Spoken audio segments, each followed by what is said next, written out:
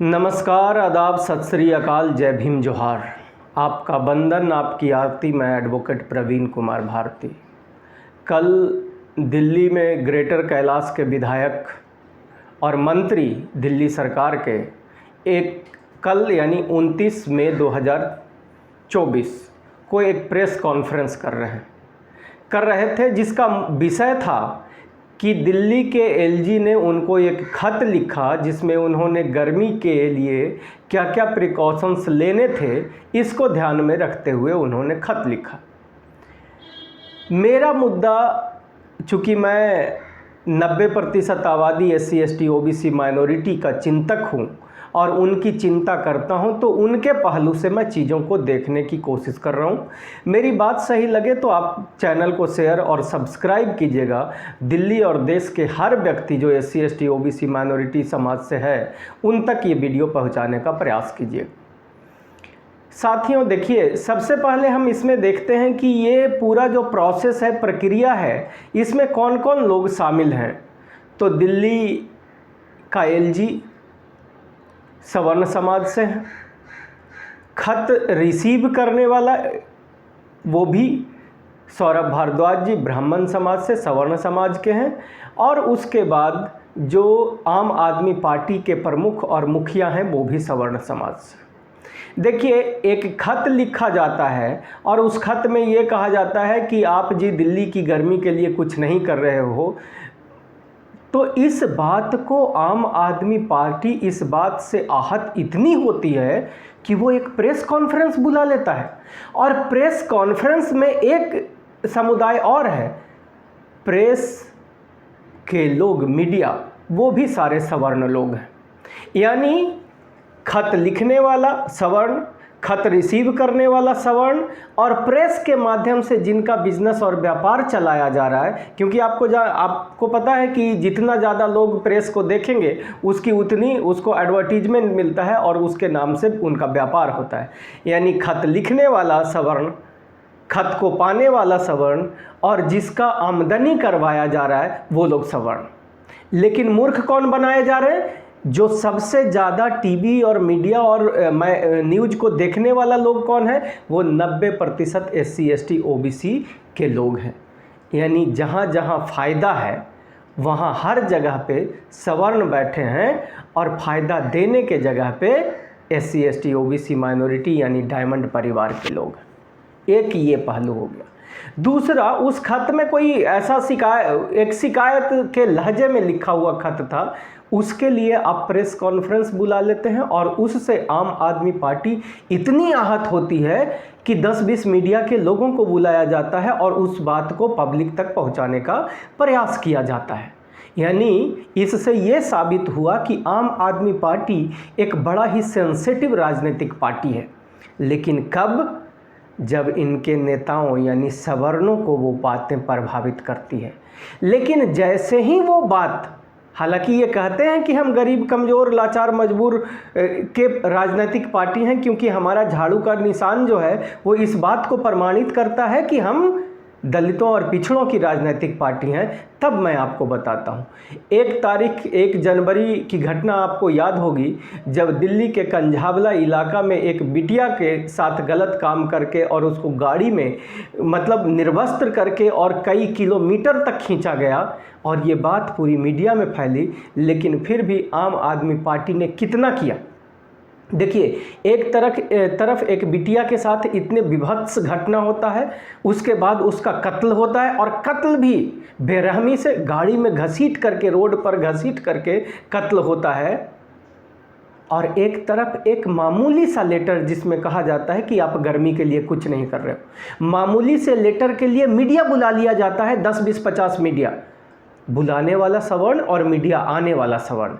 लेकिन जैसे ही इतनी बड़ी दोनों घटनाओं को अगर एक जगह रखा जाए तो ये घटना एक साधारण सा अक्यूजेशन, शिकायत, और वो घटना जहां इतनी बड़ी घटना, दोनों में आसमान ज़मीन का फ़र्क है। राजनीतिक पार्टी वही, लेकिन उसमें सिर्फ कोरम पूरा किया जाता है और 2-3 दिन तक धरना प्रदर्शन ये वो छोटे मोटे स्तर पे करके और भूल जाया जाता है क्योंकि याद रखना उस घटना में एफआईआर भी आम आदमी पार्टी नहीं करवा पाती है।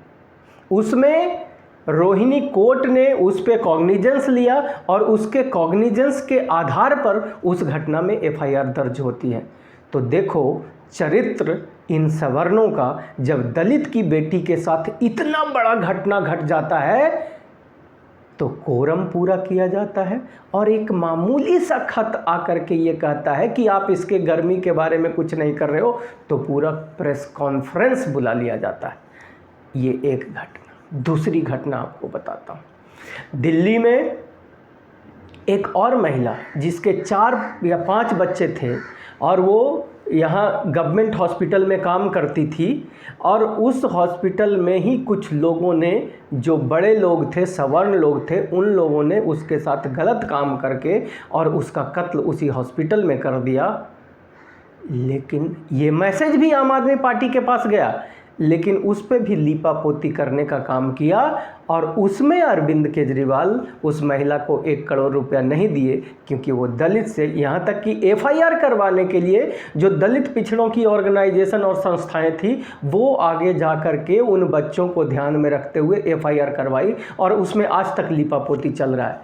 ये दूसरा घटना आम आदमी पार्टी को फिर से एक खत, एक कत्ल में कुछ नहीं होता है क्योंकि वो दलितों के साथ हो रहा है, और खत चूँकि इसकी पार्टी जो सवर्णों को फ़ायदा पहुंचाने वाली पार्टी है तो उस पर प्रेस कॉन्फ्रेंस बुलाया जाता है।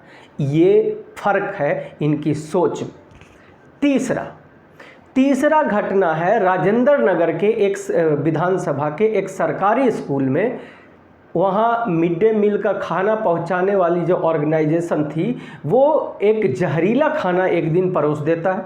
उससे 45 बच्चे हॉस्पिटलाइज हो जाते हैं, हॉस्पिटल में चले जाते हैं। 1-2 बच्चे तो ऐसे उनकी स्थिति हो गई कि वो अब मरेंगे या जिएंगे, वो लगभग 15 दिन तक हॉस्पिटलाइज रहे। उस मामले में 45 बच्चे, याद रखना, एक खत और 45 बच्चे। उस मामले में राजेंद्र नगर के विधायक ने कहा कि इन बच्चों की तबीयत इसलिए ख़राब हो गई क्योंकि स्कूल के बगल से ट्रेन गुजरता है, उसके गैस से शायद बच्चों की तबीयत ख़राब हो गई, और वो सारे बच्चे दलितों और पिछड़ों के थे। आपके न बच्चों की चिंता है इनको, क्योंकि ये सवर्ण लोग हैं। अगर वही 45 बच्चे सवर्णों के होते तो देखते मीडिया में कई जगह पे प्राइम टाइम चलने लग जाता और न जाने क्या क्या होने लग जाता। लेकिन ये खबर शायद आप तक पहुंची भी नहीं होगी। 45 बच्चों की तबीयत खराब होना, विधायक का लीपापोती करना, और आज भी वही ठेकेदार खाना स्कूल में पहुंचा रहा है जो उस दिन पहुंचाता था, यानी उसको रिमूव भी नहीं किया गया।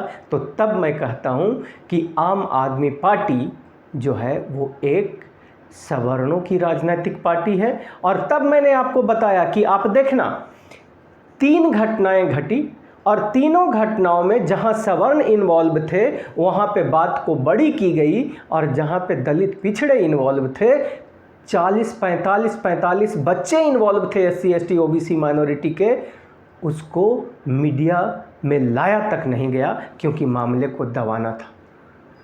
अब मैं आपसे एक निवेदन करना चाहता हूं, आप SC ST OBC माइनॉरिटी के हो तो आपको आज से कसम खानी है कि किसी भी कीमत पे किसी ब्राह्मणवादी राजनीतिक पार्टी जैसे आम आदमी पार्टी, बीजेपी, इस जैसे राजनीतिक पार्टियों को हम वोट नहीं देंगे।